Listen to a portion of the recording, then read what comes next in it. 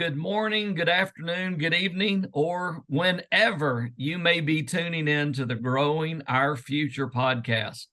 Hey, number one, we want to say thank you. Thank you for stopping by. Thank you for spending some of your time with us.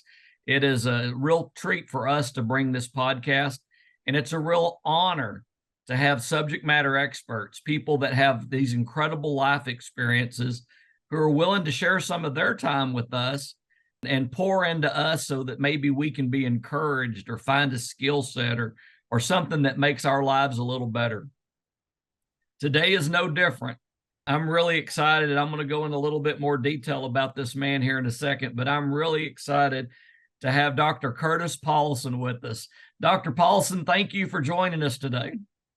You're welcome, Aaron, and I'm glad to be here. Thank you for asking me to be a part of this great program. Thanks. We're going to have fun. And again, I'm going to tell y'all a little bit more about Dr. Paulson here in just a second. But Dr. Paulson, we start every episode with every guest asking the same question, because I think it's just really a really great place to start. And that is this. Dr. Paulson, what are you grateful for today? Oh, the most important things I'm grateful is that we live in a great country. I have my spiritual connection with my higher power, and that I have been given the opportunity to do a lot of things in my life. And just the concept of gratitude, where I can take any meal and I can look to agriculture, where all that food comes from, and all the people that process it, all the people that import it or that package it, and even the people who design the packaging equipment. I had a good friend that was in packaging design, everything associated with my life that relates back to agriculture. I'm extremely grateful for that.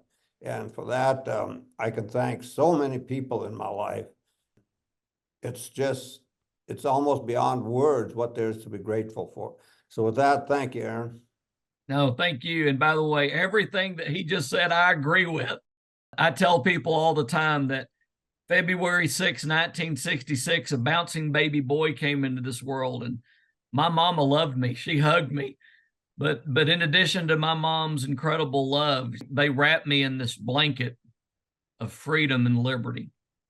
And it was full of a country of opportunity. And then along the way, I had great mentors, and I learned about faith. And I learned about all of the things that Dr. Paulson just said. So I appreciate you sharing all those. That's good stuff. The show, Growing Our Future, comes from the simple concept of what you just shared. And that is this. I tell people all the time, if agriculture's taught me anything, it's taught me that if you want to know what the future is, grow it. Well, how do you grow a future? Well, we've got to plant the right seeds. We have to take care of those seeds. We have to weed the garden sometimes, and then we have to harvest and then share with others. And I think that's what life is about.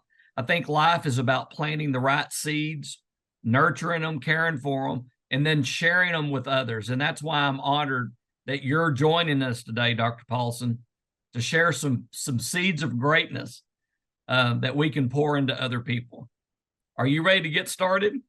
Sure, and I'd like to just make a comment on that.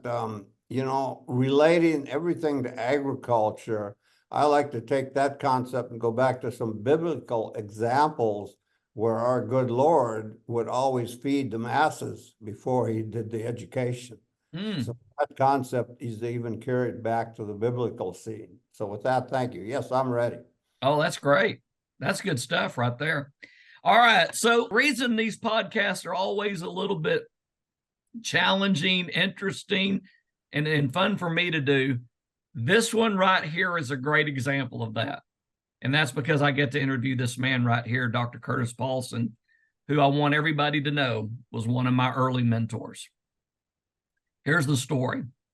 In 1984, when I graduated from Cal Farley's Boys Ranch, I started summer school at Texas Tech University. And because of some scores that I had made on an ACT test, I had to take a leveling class in math and English, which I passed with A's, no problem. So I get ready to sign up for my fall semester, and I'm a real rookie at this college thing. So I'm looking at the titles of all these courses, and I see one that really got my attention. The course was called Transfer of Ag Technology. Transfer of Ag Technology.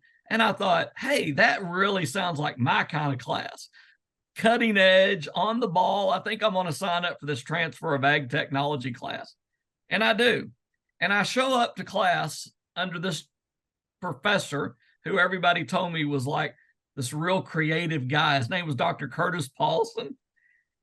And I show up to class and I realized real quick I had made a mistake, because along that path, nobody taught me to look at the prerequisite of a course. And I did not look at the prerequisite of this course. This was a senior level course. Transfer of Ag Technology was a senior level course. We were about to dive into a book by John Nesbitt called Megatrends. And I remember Dr. Paulson, I asked him, I said, sir, I said, if I need a transfer out of here, you just let me know. And Dr. Paulson said, no, I think you'll be just fine. And this man let me stay in that senior level course. And at an early age, started to stimulate my imagination, started to stimulate my what ifs and possibilities. And I just want to say on a personal note that this is going to be a real honor to have Dr. Paulson here today, because he helped me early on in my life's journey. And now we get this incredible platform where I get to let you share with him his journey. So Dr. Paulson, let's do that. Let's unpack your career, because I've done a little bit of research. I don't necessarily want to call you the godfather of ag communications, but there is no question you were one of the early leaders in ag communication across the United States of America. But I want to start and go a little bit further back. So Dr. Paulson, take us all the way back to where you grew up and kind of walk us through what your career pathway looked like, and then we'll start extracting things out of that career path. I'd be happy to. And I remember that day very well when you walked into class. And one of the concepts that I'd like to talk about throughout the day is the concept of taking risks. You know, I thought to myself, Aaron's a risk. You know, does he have the background needed to understand some of the concepts of diffusion of innovation and what an innovation is and how that goes through society and through organizations? And that's, I guess it's a concept that I'm pretty lucky that I've taken a few risks. And just by everything that Aaron has accomplished in his life, it paid off. It paid off big for not only for Aaron, but for society as a whole. But now you ask me what my life was like. I'd like to start by going back to the beginning. I grew up, I was born in 1946, and I'm a farm boy, and I have been involved in agriculture my entire life, with the exception of 2 years in the military. But even today, as I volunteer at state and national parks, that's agricultural, natural resource based. So that goes back to the beginning. And like I said, I grew up in a farm. I'm from Western Minnesota. Some of the things that I grew, and I'm going to call, not grew, but some of these things that I learned, and I'm going to call them the aha moments in retrospect in life. These are the things that are important to me. From my dad, I learned take responsibilities. Let's say I'm out on the tractor doing something and I break a chisel off a chisel plow. I won't try to hide it. I won't say it broke. I'll say I broke it. It was my responsibility because I was in charge of that machine. And that has kind of stuck with me my entire life. When I'm associated with it, I take ownership of it. And I either broke it or I try to find a way to fix it or to go around it, you know.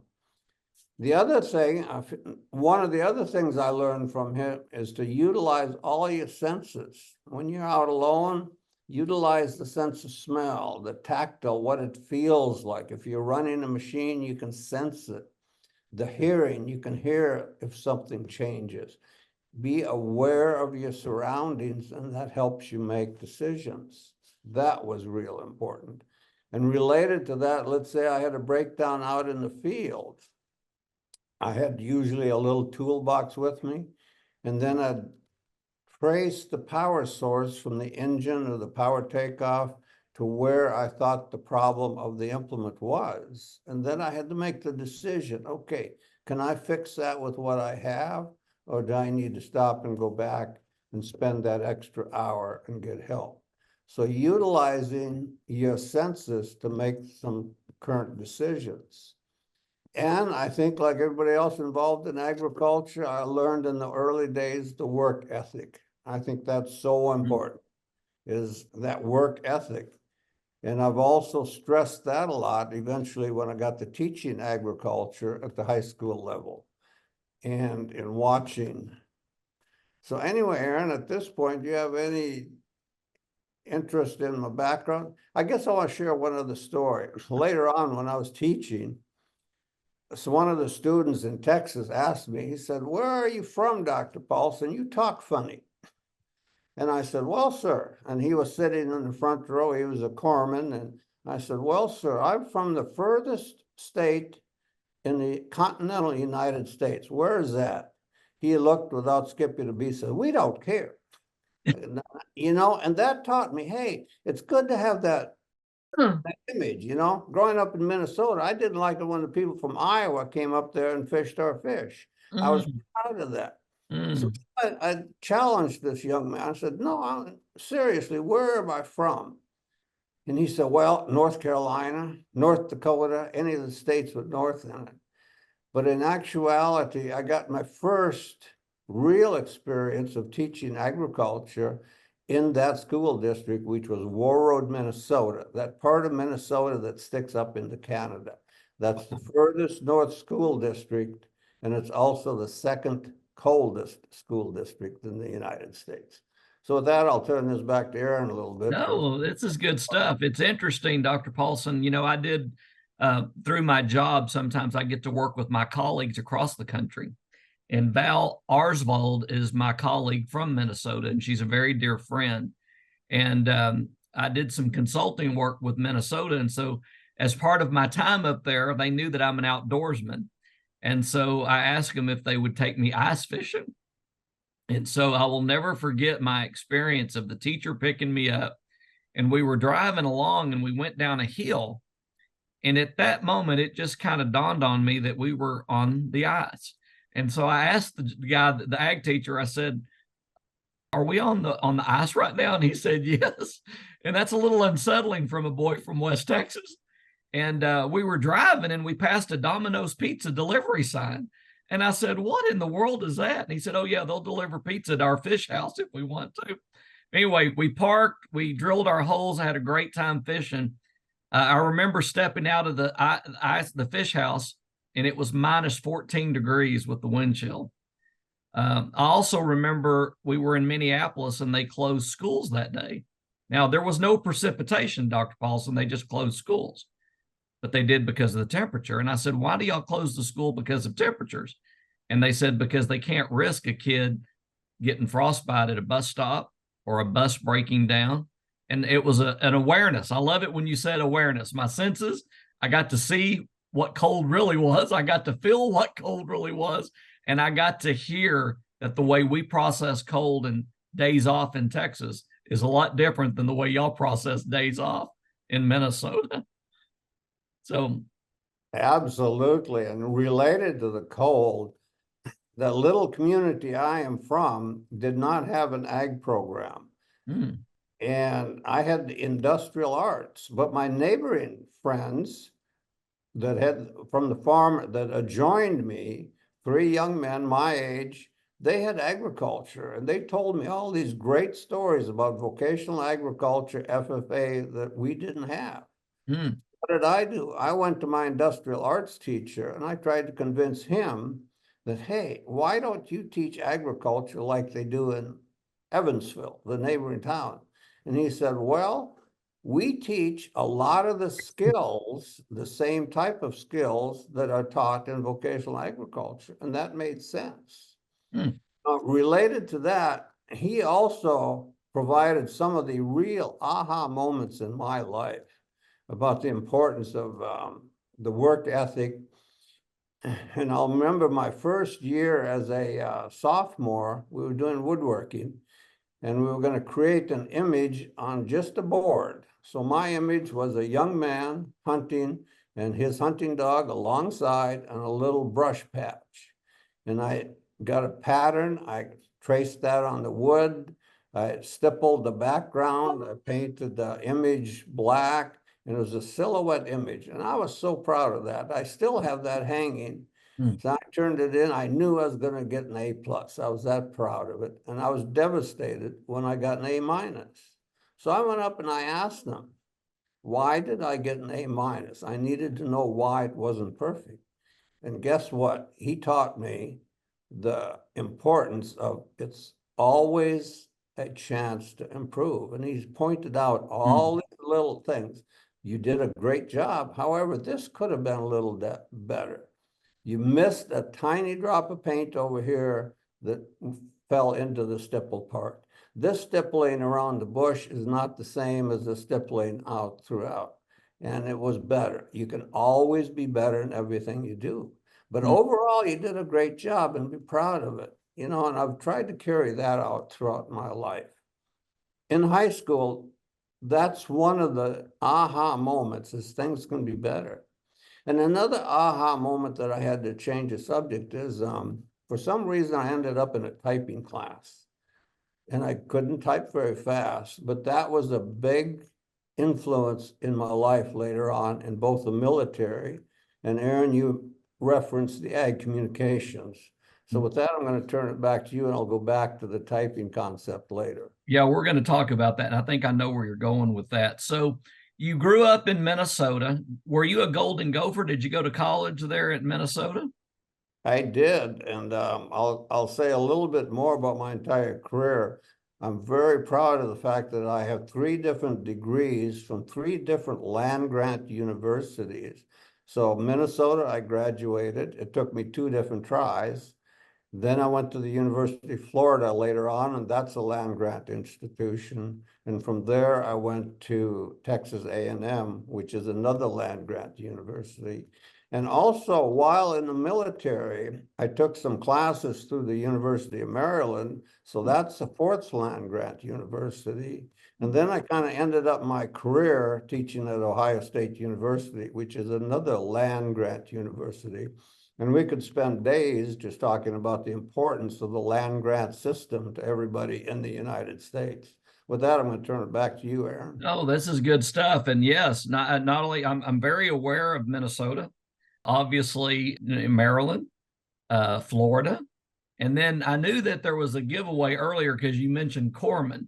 So I knew the young man was in the Corps. So I knew you were talking about A&M. So while you were at A&M, I believe, and this is where we're going to start the ag communication story. I believe it's when you were at Texas A&M that you started teaching ag communications. Is that correct? That's correct. And that story came about. One day I walked into class, not class, but I walked into the department. I'd usually get up and play racquetball at 4 o'clock and shower and get ready and be at the coffee pot at about 7:30 or so. And during one of these coffee pot chats, the department chairman gave me a dissertation that was done the previous year or 2 years before that identified the competencies that ag educators had that industry wanted, such as public speaking, writing for newspapers, doing oral interviews for radio and television. So this dissertation was done prior to my arriving at Texas A&M, and they asked me, well, I guess they told me that the next semester I'd be teaching the first class, and it wasn't an official class. They had a catch-all phrase that was and what do they call it? An independent study in agricultural communication concepts. It was an offshoot of the Ag Ed program. Okay. So that, I think, was the first program or the first class in agricultural communication that has since, and somebody told me, and I think it's correct, that that program has since evolved that is larger than most colleges of agriculture in the United States with the number of faculty and the number of students. This It's is at evolved. A&M. That's correct. Do you remember what year that was by chance? That would have been probably in 81 or 82. 82 or 83, something like that. Okay. Yeah. Yeah, I did a little research. I was drilling out trying to find out a little bit about programs. And I know that Tech started, they actually started an ag com class in 73, but it did not become a degree until 92, I believe. I think it was ag com degree in 92, 93, somewhere right in there. But anyway, that's why I was curious what your reference point was when you were at Texas A&M. When did you move from A&M to Texas Tech? That would have been in 84. So I think I started at Texas Tech 84 and 85 because I graduated from Texas A&M in 85 and I was on staff at Texas Tech for the last year. I was working on my dissertation. Okay, that's what I remember too. So I remember, here now we're getting into the real exciting part here for me is watching Dr. Paulson's career just really take off when he was at Tech. So Dr. Paulson is at Tech and he starts the Ag Communicators, the ACT program. Were you involved also with the starting of NAMA, National Agri Marketing Association? No, I was not. I was not involved with NAMA, but I did go to some of the NAMA meetings at different times, both as a professional and Yeah. at the university level. Well, I remember ACT. I remember you were very involved with ACT. I also remember you were our advisor for the Alpha Gamma Rho fraternity because we just started the Beta Xi chapter. I went back to a meeting one time, Dr. Paulson, and everybody was talking about their PIN numbers. And I was PIN number 21. And I knew I was the old guy then because I was one of the original PIN numbers when the AGR started at Texas Tech. But you are our advisor. I'd like to share a little bit about that. I was asked to be the advisor when the advisor left the university. And I said, sure. And I was very proud of the fact that I took it was still a colony at that time, that the colony at Texas Tech would usually come in first or second in academic rank throughout the entire university. And I was Right. very proud of that, where they could combine the elements of fraternity life with the academic life. Let's see. I want to go back a little bit and go back to another aha moment I had while at Texas A&M that will relate to the Texas growing. It was one cold night. My colleague, another graduate student, asked me to go to a computer users group where they introduced the Macintosh technology. And I was just blown away. I'd been used to using mainframes and IBMs and the programming concept. And I remember to this day, the group showing the bottom of a tennis shoe, the graphic capabilities of the Macintosh. And I thought to myself, wow. And I got the contact with the person putting on the program that night. And somehow or another, when I went to Texas Tech, he contacted me and he said, I think you can use some computers. And I said, I think so also, but I don't know what to do with them. But he said, here's some computers, you figure it out. So at that time, I was kind of focusing in the ag education, the mechanized ag component, ag mech, and I was teaching a class in farm building construction. So I said, okay, we're going to draw this building first. So I had to teach the students how to use the Macintosh, how to picture in their minds all the components of a small farm building. And then we actually were going to build that. And what a challenge to stay one step ahead of the students and learning the technology and then actually building a building.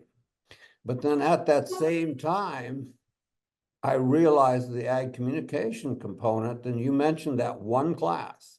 At that time, there was only one class, and I had found a program called PageMaker for the Macintosh, and I said, hey, can I take these few students, and at that time there were 7 students, and I volunteered to introduce them to the Macintosh. And in my mind, the rest is history because we put out that first newsletter and it was a far cry from what it is today, but it was the beginning of what I call the real advancement of AgCom way back then.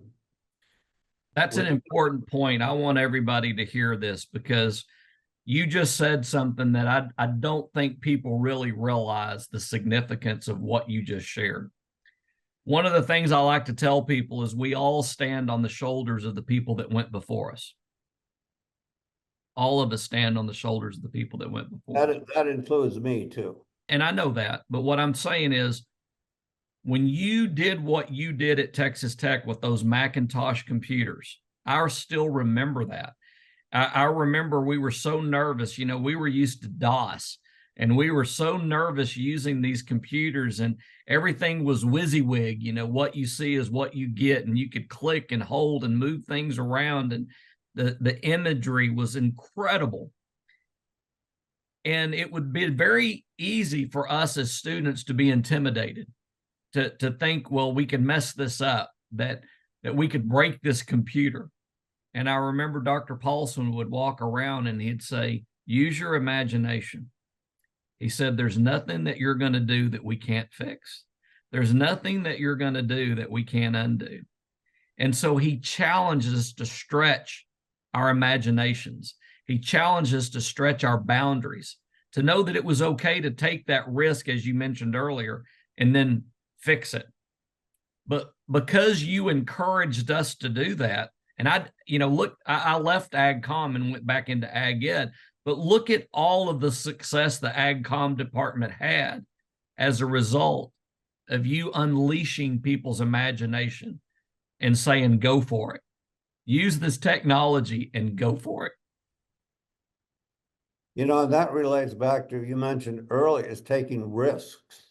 You know, I didn't know what was going to happen, but as I look back on all the graduates of ag communications from Texas Tech, from Texas A&M, and from other universities, I can see little bits here and there that all these other graduate students have taken throughout the world. Mm-hmm. Even to the point that at one time I was, and I'm kind of bragging, I was recruited to go to Korea, South Korea, to one of the universities.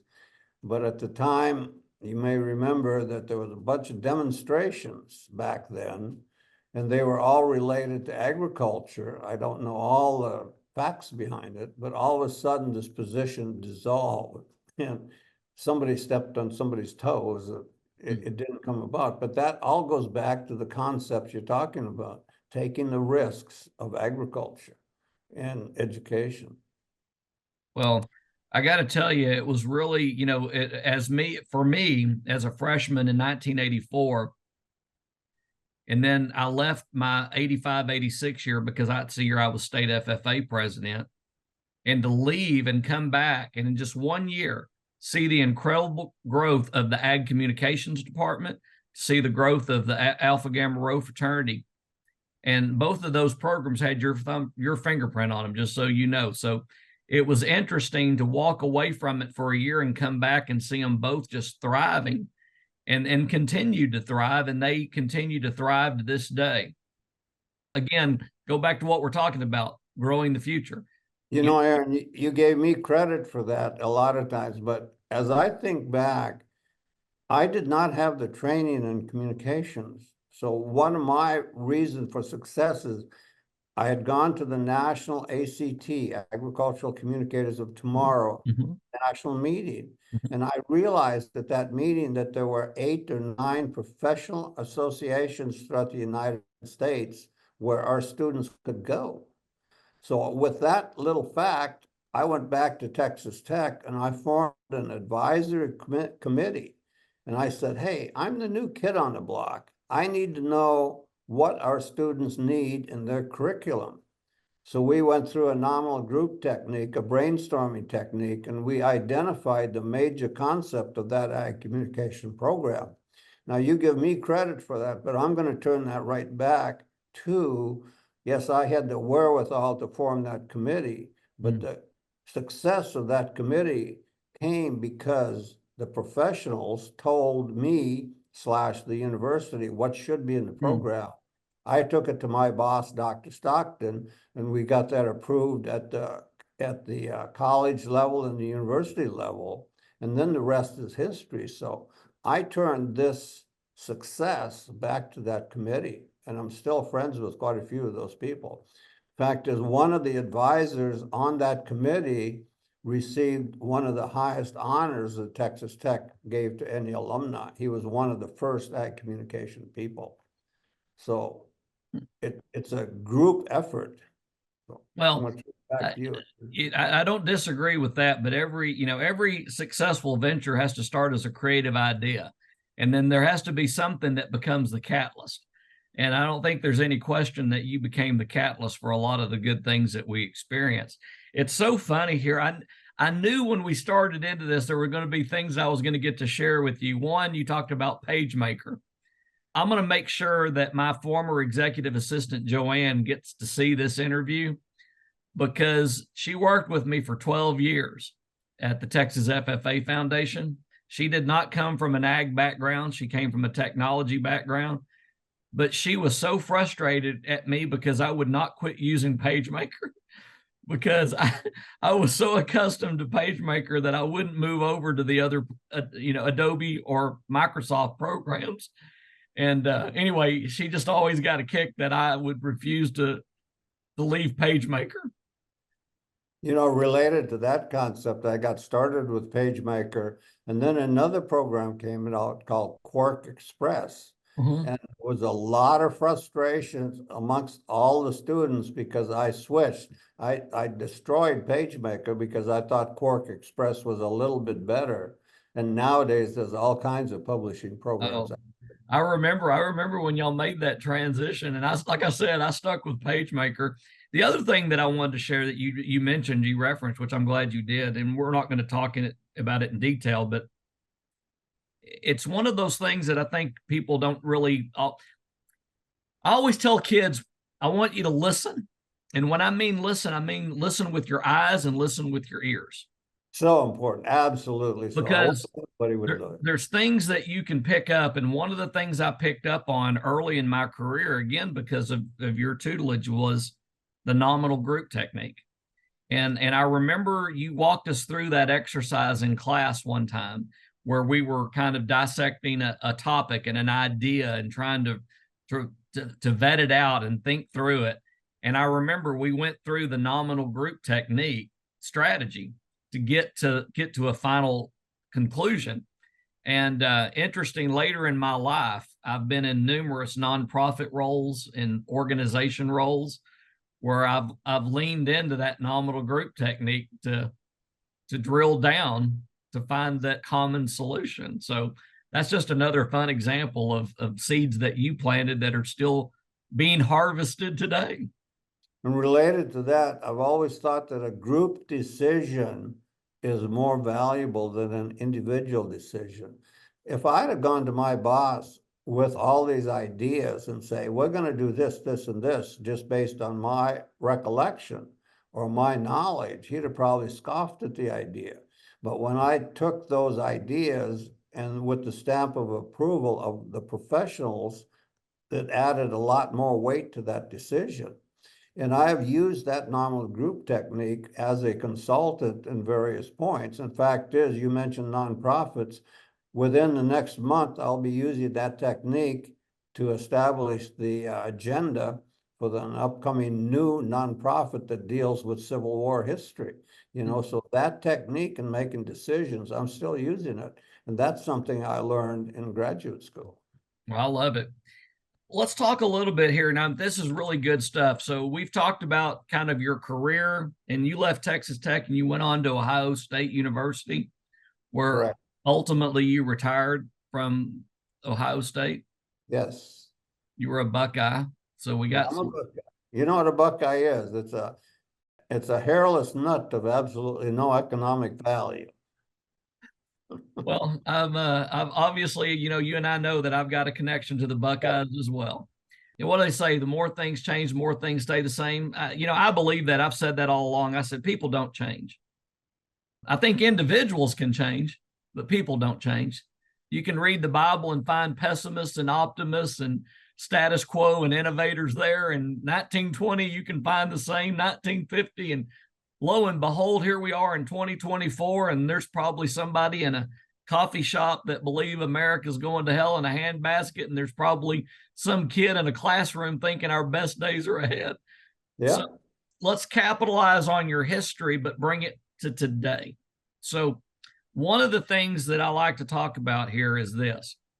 I like to ask kids, how many high schools are in Texas? And they'll usually hem haul around and say, a lot. And I said, yeah, there's a lot. There's over 3,000 high schools in Texas. Every one of those high schools are going to have a graduating class. That means the kids are going to get out. They're going to be looking for a job, scholarship, or an opportunity. And so I always ask the kids, what's your competitive edge? What is it that separates you from your peers? And so you've already shared some things that I think can be a competitive edge. Paying attention, taking risk, looking for trends. I think all of those things that you mentioned are elements of a competitive edge. But in your life, in the season that you're in, and in your career history, what are some things that you would tell a young person would be skill sets to put in place in their lives that'll give them a competitive edge? First of all, I think it's taking a risk and utilizing your senses to say, hey, this is a good idea, it's not a good idea. And I want to share an example. I had a student at Ohio State University that was a better than average student. He was really good. And he loved agriculture just like I did. And I helped him get an internship in Denmark on a 500-year-old hog operation that still had some of the original moat around the castle. But it was a state-of-the-art hog swine production. And that was about the time I was leaving Ohio State University. So I asked him to join me when he got back from Denmark. And he said, yes, I will. Now, he was a guy willing to take risks. He went over to Europe and he interned and he published some articles related to that in some national magazines. So anyway, his first day on the job, he said, okay, boss, what am I going to do? And I asked, do you remember, Don, when you told me about this little reading project you were interning at Reading Recovery back in Ohio? And that's a program designed to help students in the lower quartile if they have trouble learning to read in kindergarten and grade 1. And you described how they wanted to publish some little books to help that program. So I said, let's make that happen. So we wrote a proposal. They presented it to Reading Recovery. They accepted it. And pretty soon we coordinated the writers and the illustrator and all the pre-press work for 4 little books that are still in use today. And they were very successful. They wanted more. And I think that first press run was 20,000 books. So then we immediately ran another press run for another 20 or 40,000 or something like that. And they were just wildly successful. So within a few months, we had 8 books in the set, and we did a press run of 1 million. Wow. After that date, we never ran a press run less than 1 million. One time we had 4 million books on press at one time. We bought paper by the railroad cars. We bought ink by the barrels. And that's a result of taking a chance and using your gut level feeling. You know, is that the competitive edge?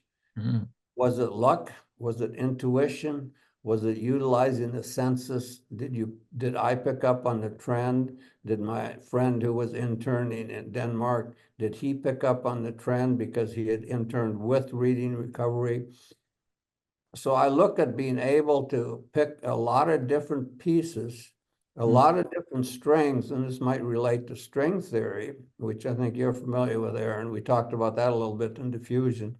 But, you know, picking up on something and then taking the risk to follow it through. Now, the sad part of this story is this young man who did this, he came down with leukemia and he passed away about 6 months into this whole program. And they ended up dedicating the program to him for a while, and that's kind of gone by the wayside now. So I don't know if that's what you're talking about, the competitive edge, but as I look back in my career, I think about the risks I took, but I didn't really realize they were risks at the time. It just felt natural. Well, what I like that you've shared already, and this is one reason I like these interviews, by the way, is because there's a lot of seeds of greatness. If we'll just listen to somebody's story, if we'll listen to somebody's testimony, we find elements in there that we can all learn from. And there's several things that you've talked about. Like I said, you've talked about paying attention. You talked about work ethic. You talked about taking risks, being creative, being innovative. We talked a lot about innovation. You've said it several times. I think there's a lot of wisdom in being an innovator, because everything that we experience, every successful venture started as a creative idea. So I think there's a lot of brilliance in innovation, but you've got to be willing to take that risk to try it, and then use critical thinking to figure out why it worked. And I like what John Maxwell says. He says every success, you need to do an autopsy on it. You need to evaluate it. You need to do the same thing to a failure. You need to unpack it. But I guess, Dr. Paulson, one of the things I tell people is all the people that I've been blessed to work with, incredible corporate leaders, policy leaders, athletes, there's one word that they all have in their vocabulary that I find very unique. And that word is next. It does not matter if they have a success. What's next? It does not matter if they have a failure. What's next? It does not matter if they move to a new job. What's next? Doesn't matter if they retire. It's what's next. Next, I believe, creates a target and a goal that beckons. And I believe that next provides fuel to give us purpose. And I think that looking for what's next is also something that can create a competitive edge. I like that concept. And, you mentioned failure a little bit, So far, we've talked mostly about the successes I've had, AgCom and AgEd and that. But, as I think back, I've had plenty of failures too. But as I look back on those now, my first time I went to college, I was a poor student. I was a tremendously poor student. Back in the 60s, I drank way too much. I knew I was going to farm, so I went home every weekend. I didn't spend any time at the university studying. And I probably would have failed out of college had I not dropped out of college when my dad had a heart attack and I went back to the family farm. And at that point, what was next, we had created a livestock feedlot when I was in high school because I was going back to the farm. But, I've had plenty of different ideas that weren't successful, but I learned from them. And I just asked, like you said, Aaron, what's next? You need to take all those in stride. You can't let anything get you down and just go for the next. I mentioned South Korea. I thought I really kind of wanted to go to South Korea because I was stationed in South Korea. And in my military, related to the next concept, I mentioned high school typing class. That led me to a radio teletype communication job. And that required an extremely high security clearance because I was responsible for all classes from non-classified to top secret. And they called it a crypto clearance because I operated the equipment. And all those things were related to agricultural to communications. And I, in turn, brought those into the ag communications. With that, I'll turn it back to you. I kind of chased the rabbits there. No, that's good stuff. I was thinking through when you talked about your resiliency, I got to thinking about tenacity. And there's a great movie about an astronaut who was a migrant farm worker called A Million Miles Away. It's a true story. And there was a moment there that he was about willing to give up. And one of his instructors told him that tenacity is your superpower. And that's what kept him going. And makes sense. Sadly, she was one of the crew members in not the Challenger. It was the other space shuttle that went down with Captain Rick Husband. But I'll never forget that tenacity is a superpower. I met a person one time that told me they were just tired of the storms of life. And they said they really wish they'd just quit raining. And Yeah. I said, well, you want a place that never rains? I said, I can take you there. And they said, really? I said, yeah, it exists. I said, it's called a desert and nothing grows. But you show me somebody that's had a little pain, a little challenge, a little heartache, and I'll show you somebody that's probably poised for some incredible growth. And I think that through those failures, which I've had as well, if we're smart about them, we learn from them, Absolutely, absolutely. and they just make us better. Yep. All right, let's close this up. I want to talk about one last topic, and that's leadership. Our country, you know, I tell people all the time, this country's got three vital and renewable resources. Think about that. We've got three vital and renewable resources. That's young people, agriculture, and leadership. And I want to talk about leadership for a minute. If you were to share some tips on leadership, what would you tell young people? What are some tips that they should employ to be really good leaders? I think the first one is something you mentioned earlier, is the ability to listen. Listen to understand, not listen to reply. Everything, you should try to relate it to something else and understand what you're hearing. There are so many people, and I think it's my pet peeve of anybody, is somebody who just listens enough to reply without understanding the meaning that may go deep. And I think that's a skill that can be learned. Does that kind of answer your question? Yeah. If you got any more, you got anything else? Listen, what else would a good leader do? I am finding within the last year, I have gravitated a lot to Stoicism. The Stoic principles that have been around since the Greeks and the Romans, with the number one thing is evaluating everything and say, is this within my control? Can I do something about it? Even it might be just to acknowledge it, it might be nothing, or it might be to dive headfirst in and use that intuition and do something.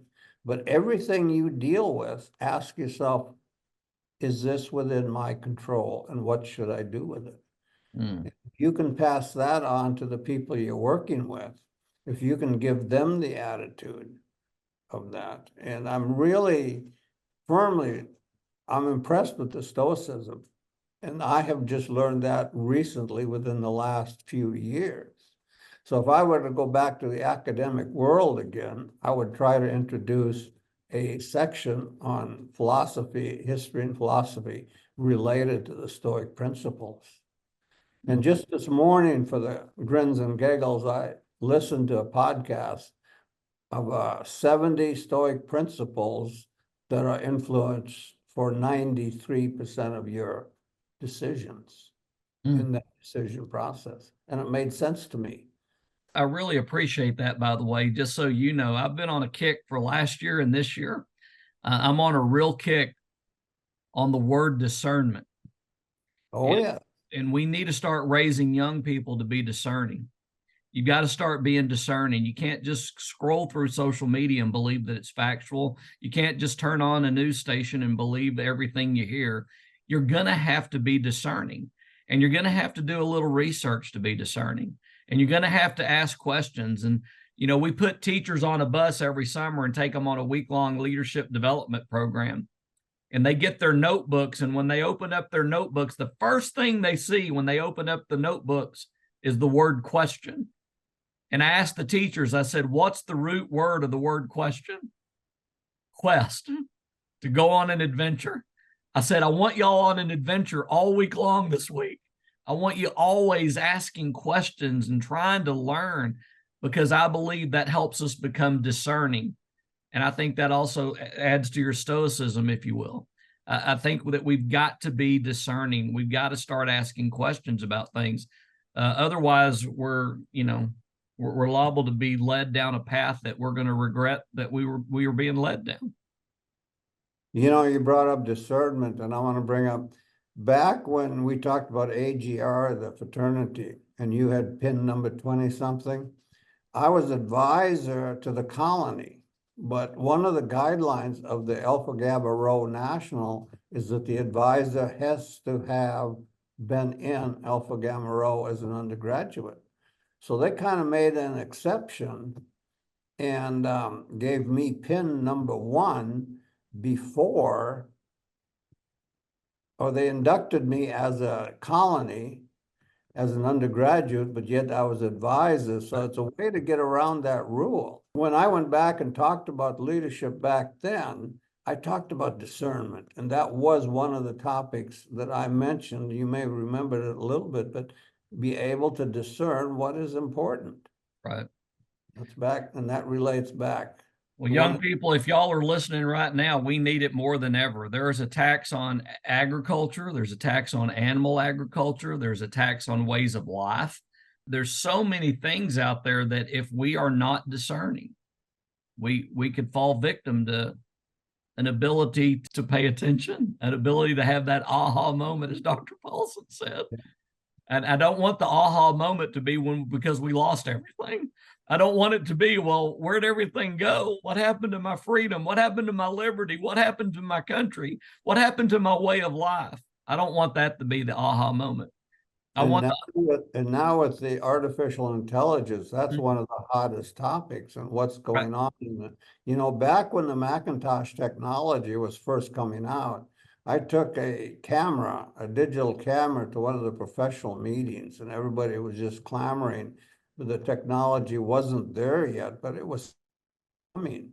But they had professional meetings about how that technology was utilized in the wrong way in advertising of the high-end livestock and the bulls and the cows, and how they were manipulating the picture in their advertising and what were the ethics related to that. So we've had that concept for a long time, and it continues. It just really continues, and it's getting worse. It's getting more and more. Well, that could be a whole other podcast, just so you know, but I'm glad you brought it up, because I recently had, I was at an FFA board meeting and a foundation board meeting less than a year ago, by the way, where I shared with them my concerns. Back when we had websites, we had SEO, search engine optimization. Brands would work hard to push their brand to the top. Well, now that you got Chat GPT and AI, you got the same thing going on, is it's capturing information. And if we're not careful and we're not populating the right information and we're not discerning, it doesn't take you long to see where this could be a real problem. So the reason I'm saying thank you is because you're bringing up a topic that I think you're going to find on this podcast more and more in the coming year, because it's very important that we have that discussion. And we both have been involved in agriculture and communications, and for the future of both, that's so important to just continue teaching, continued striving, continued working towards what is correct. There's just so much information in the whole communication and agricultural fields. I'm happy and proud to have been a part of it over these years. Dr. Paulson, we got to bring this to a close, but I want to tell you thank you. You're welcome. Both personally and professionally. On a personal note, you sure didn't have to let that freshman kid in your class, but I'm glad you did. You taught me to use my imagination, to take risks, to use a nominal group technique. There a lot of takeaways at 18 years of age that I've been able to carry with me through a career. And you've also done the same thing at the universities that you've been at. You've done that not just for me, but for a lot of kids. And you've helped create some pretty strong programs that, one of the things that we say around our shop a lot, and you've probably heard me say it, but we always say that the essence of leadership is to plant trees under whose shade you may never sit. That's so true. That's so true. And I just want to say that you've planted some incredible oaks. And thank you. Those oaks are also springing and planting oaks. I think about it. I opened the doors to opportunities and gave you and other people a little nudge and kind of sent you on your way. That's how I looked at my career. I could open quite a few doors, but it's up to the individual to make something happen. So just to piggyback on that, because again, I just spoke to a leadership group the other day, and this is exactly what I told them. I said, the adults' job, our job as adults, is to make more and bigger doors of opportunities for those that follow us. And then I look at the young people and I said, your responsibility is to determine the outcome. Yep, exactly. Our job is to get you to the door. We're going to try to nudge you, get you through it, but you've got to determine the outcome. And that's why podcasts like this, experts like Dr. Paulson, that's why these things are so important, because they're seeds of greatness. And if you'll listen to what they say and plant those and nurture them, you might just grow a better future. And take that initiative. The initiative fits in there too. Yep. All right. You get one fun question. So, I'm going to ask you, what's the best concert you ever been to? Well, without a doubt, it's probably the first one I went to, and I would guess in the early 80s, probably 83 or 80. No, back in the 60s, 62 or 63. Peter, Paul, and Mary in Moorhead, Minnesota. Wow. Yeah. Wow. Some of the beautiful early music. Yes. Another kind of fun concert I went to is I took a summer off, and I hitchhiked in Europe, and I happened to hear that Jimmy Soul was played. Do you know what his one famous song was? No. If you want to be happy for the rest of your life, make an ugly woman your wife. Look at you go. Tongue-in-cheek type of thing, but it was a Sure. popular one, and it was a small concert at a local establishment. But the one I really liked, and I still like, is Peter, Paul, Mary. That's awesome. I've been to some great Jimmy Buffett concerts, but I'm not a big fan. I know you are, but I'm diehard Jimmy Buffett fan. Dr. Paulson too, real quick, we're going to wrap this up, but one of the things I admire about him too is this man retires, but he's not done serving. That's why I said, when you look at successful people, they've always got that word next in their vocabulary. And this man right here now travels around the United States volunteering his time at national parks. And so if y'all are traveling about this summer or in the fall or even in the winter or spring, and you happen on to a national park, you never know. You might just find this guy in there helping be a greeter, maybe a trash picker. I don't know what all you do, Dr. Paulson, but I just want to say thank you for continuing your service. I consider I'm very versatile. I've done everything from cleaning, greeting high school kids to kindergarten kids. And I even helped one school in Texas where they based most of their curriculum on outdoor activities at a state park. And that was just great. Like with the camping, the hunting, the fishing, the management of park, that was a great experience, and that relates agriculture to communications to natural resources to education. So it's great. It's a great life. I'm living the dream now. Dr. Paulson, thank you for coming on today. You bet. Thank you, Aaron. Thank you for being a mentor, and not just to me, but to so many. Folks, that's what the Growing Our Future podcast is all about. If you want to know what the future is, grow it. You got to have people like this that plant seeds in the minds of young people. Find a mentor, Aaron. Everybody. And we need young people that are willing to do exactly what you just said, to listen, to be mentored, to find somebody that can pour into you. But if you'll do all these things, you'll grow a better life. You'll grow a better career. We'll grow better homes. We'll grow better communities. We'll grow better states, and we'll grow a better country. Exactly. Maybe when it's all said and done, we'll grow a better world. Dr. Paulson, thank you for joining us. To all of our guests, thank you for stopping by. Again, you can only spend time, and you spent some of it with us, and we just want to say thank you. Until we meet again, everybody go out, do something great for somebody else. You'll feel good about it, and you never know. You just might change the world doing it. Until we meet again, everybody be safe. Thank you for joining us. You bet.